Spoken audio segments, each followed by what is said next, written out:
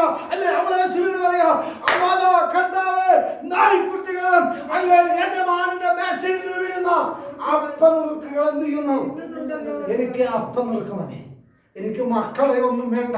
Hallelujah. നിന്റെ സ്വന്തം ജനത്തിന്റെ വേണ്ട. ഹല്ലേലൂയ. ഹല്ലേലൂയ. നായ്ക്കുട്ടികൾക്ക് നൽകുന്ന ഏറ്റവും ഹല്ലേലൂയ അനുഗ്രഹം തന്നാലും മതി.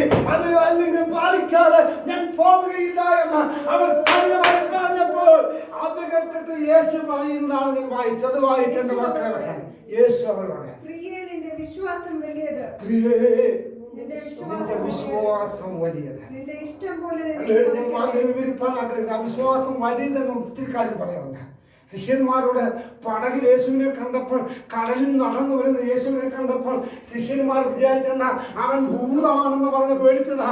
എന്നാൽ അവരുടെ അടുക്കത്ത് യേശു പറഞ്ഞ, അല്പവിശ്വാസിയെ നീ ഭയപ്പെടുക. കൂടെ നടന്ന ശിഷ്യന്മാരെ യേശു വിളിച്ചെന്ന അല്പവിശ്വാസി എന്ന് പറഞ്ഞ വിശ്വാസം അല്പം പോലും ഇല്ലെന്ന് അതിന്റെ അർത്ഥം. ഹല്ലേലൂയ. മറ്റൊരിക്കൽ യേശു പറഞ്ഞു, കടുകുമണിയോളം നിങ്ങൾക്ക് വിശ്വാസമുണ്ടെങ്കിൽ, അല്ലെ ശിഷ്യന്മാർക്ക് പലപ്പോഴും കടുകുമണിയോട് അത്ര പോലും വിശ്വാസമില്ല. എന്നാൽ അല്ലെ ദൈവമക്കളെ, എന്നെ 8-ാം അധ്യായത്തിൽ അല്ലെ കവർന്നഭൂമിയിലെ അല്ലെ ശതാധിപനോട് യേശു പറഞ്ഞു, അവന്റെ വിശ്വാസങ്ങൾ യേശു ആശ്ചര്യപ്പെട്ടു എന്ന് നമുക്ക് വായിപ്പാൻ കഴിയുന്നുണ്ട്. ഇവരുടെ വിശ്വാസങ്ങൾ യേശു പറയുകയാണ്, യേശു അതിശയിപ്പാതെ അയക്കണം. യേശു എന്നിട്ട് പറയാ, നിന്റെ സ്ത്രീയെ നിന്റെ വിശ്വാസം വലിയത്, നിന്റെ ഇഷ്ടം പോലെ നിന്ന്. ഇന്ന് പകൽ ഒരു നിമിഷം കണ്ണുകളടയ്ക്കാം.